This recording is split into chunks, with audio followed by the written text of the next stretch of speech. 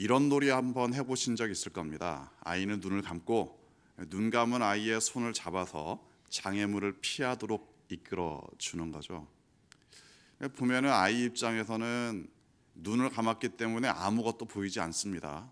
그런데 그게 아이가 눈만 뜨면 얼마든지 볼 수 있습니다. 정말 안 보여서 그러는 게 아니라 눈만 뜨면 얼마든지 혼자서도 걸어갈 수 있습니다. 그런 식의 놀이는 사실은 신뢰를 바탕으로 하는 놀이죠. 서로의 관계를, 아름다운 관계를 확인하는 놀이입니다. 창세기를 보면 하나님께서 온 세상을 만드셨습니다. 그리고 사람을 만드셨습니다. 그리고 하나님께서는 이 세상을 사람들이 관리하시도록 맡기셨습니다. 그런데 하나님께서 관리인이 없어서 사람을 만드신 겁니까? 다스릴 사람이 존재가 없어서 사람을 만드셨습니까? 그런 게 아닙니다. 함께하고 싶어서, 하나님과 함께하고 싶어서 사람을 만드셨습니다. 만약 내가 누군가를 필요로 할 때만 그 사람을 찾는다, 필요로 하지 않을 때는 그 사람을 찾지 않는다, 그런 관계는 관계가 목적이 아닙니다. 관계가 수단이 되는 거죠. 관계가 목적이 되어야 합니다. 그게 하나님의 계획입니다. 하나님은 사람을 수단으로 만드신 것이 아닙니다. 하나님께 사람은 목적입니다. 사람과의 관계 자체가 하나님께서 사람을 만드신 목적입니다. 그런데 하나님께는 사람이 목적인데 사람들 중에는 하나님이 목적이 아닌 경우가 참 많습니다. 하나님을 수단으로 여기는 사람들이 참 많습니다. 필요로 할 때만 찾습니다. 하나님을 수단으로 이용하는 거죠.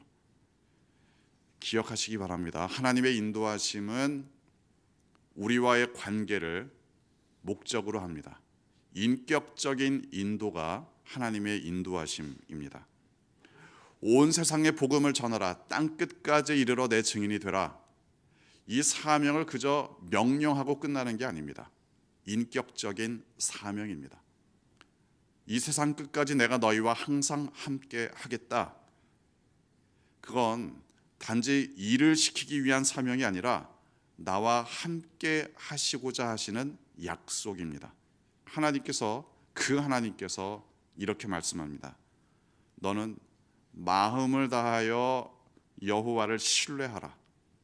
마음을 다하여 여호와를 신뢰하라.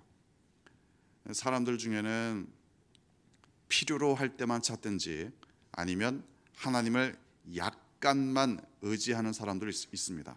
마치 눈 감고 걸어가는 게임을 할 때 조금 좀 의심이 들면 바로 또 눈을 뜨는 그런 아이들도 있겠죠.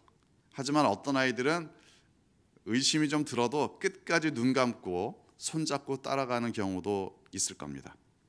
그런 것처럼 사람들 중에는 좀 낌새가 좀 이상하다, 나의 삶 가운데 이거 좀 약간 문제가 있는 것 같다, 이러면 눈을 바로 뜨고 하나님의 손을 놔버리는 경우도 종종 있습니다.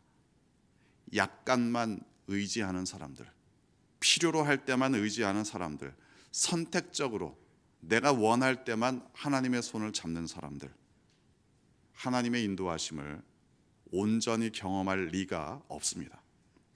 마음을 다해서 하나님을 의지할 때 하나님께서는 우리의 삶을 인도하십니다. 또 6절 보면은 범사의 그를 인정하라. 모든 일이라는 거죠. 모든 일. 좋은 일로 하나님께서 나를 인도하시는 경우들, 당연히 따라가고 싶을 겁니다. 그런데 저쪽을 따라갔다가는 내가 좀 힘들겠다, 나에게 좀 불리하겠다, 내가 좀 고생하겠다, 이런 생각이 들면 하나님을 따라가지 않는다. 역시 하나님의 인도하심을 제대로 경험할 수는 없습니다. 시편 23편을 보면은 하나님께서는 우리를 푸른 풀밭 쉴 만한 물가로 인도하십니다.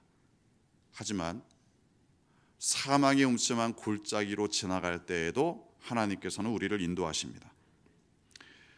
그래서 하나님의 인도하심은 확실합니다. 왜 사망의 음침한 골짜기로 가게 됐느냐?